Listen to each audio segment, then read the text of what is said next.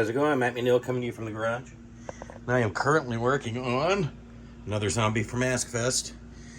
This guy came out of the mold not too long ago, and I was debating whether to foam him in the mold, whether I wanted to foam him out of the mold, and I decided I'm going to foam this guy out of the mold because the guy that this is going to become has a slightly narrower face. So I think that when I foam it, I want a little bit of control over how wide it is.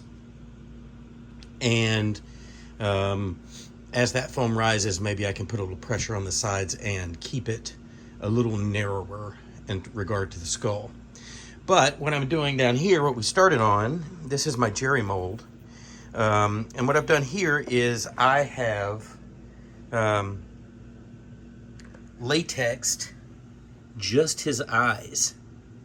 And the reason I'm doing that is because this skeleton zombie guy is going to have eyelids. I talked to Tim at Four Seal Studios today, just briefly about a set of eyes. So yeah, well, I'm just getting started. So I just painted these in, and one of the techniques for this that I'm using, just so that I can kind of speed up the process, is I do a thick first coat, and I let it dry till tacky.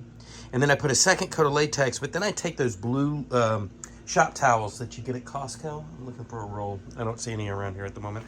Here's a shred of it. They're this color, like that.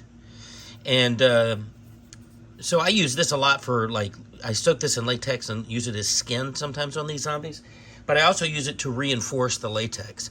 So because I want these eye sockets to have some rigidity to them, I've used that blue. You can sort of see a little bit, just, in the structural areas, because I'm going to cut out each one individually and place them here in these sockets so that the eyeballs that I buy from Tim, which are based on these eye blanks, will fit perfectly in this skull.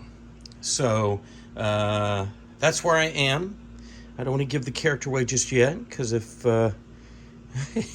I abandon that likeness, it still will be a zombie. But I have a pretty good feeling about this guy. I'm going to end up, obviously I got to trim all the flash off of it, because he literally just came out of the mold.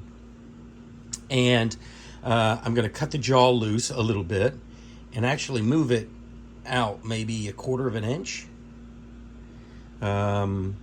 And hopefully when I foam it, it'll be just a little bit narrower. This is pretty good, and it's because it's it's hollow, and there's the pressure is here. The gravity is kind of pulling it, which means that as this thing cures, it'll probably cure a little bit elongated than if I had foamed him in the mold. So yeah, I'm gonna move that out, put some skin on him, and some eyelids, eyeballs, definitely some teeth.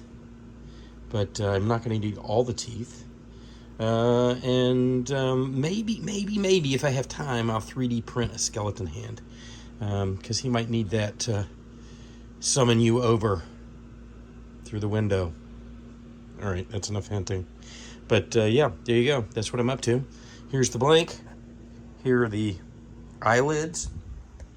Here's a whole mess of skin that I can use to build up this zombie. This is all just stuff from the inside of the latex and from on my door. If you see, my wife hates this. I paint latex on this door. The door gets hot during the day and it cures it really fast.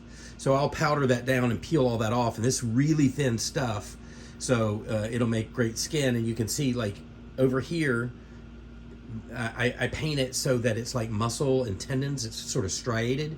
And then over here, I stipple it. So I'll have something with like a stipple texture here. I'd stipple it with a brush. And then something with a muscle sort of stringy texture over here. And I will use that for the skin on this guy. So there you go. Hope everybody's having a good night. And I will talk to you soon.